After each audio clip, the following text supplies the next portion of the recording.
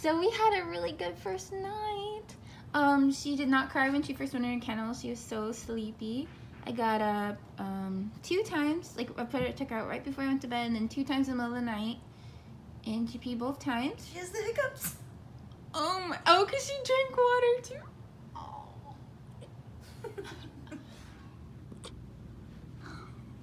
Oh, you're so cute.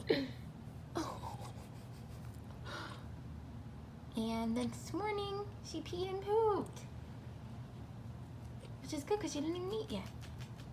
She knew what to do. She did it right away. And she was playing with her lovey, but now she's distracted by her collar. That's her bear. Hiccups. That's so cute. Oh.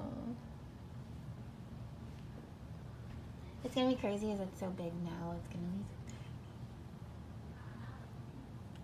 And the cats are doing really well. Max is just sitting here. He's not scared. Just doing his normal brooding. And Maya, she's just watching from a distance. She's still not sure, but as long as she hasn't run up to them, they're okay. Oh, is that your berry bear? Is that your berry bear? We'll cut that tag off. Right now I'm watching her. Do you hear kids?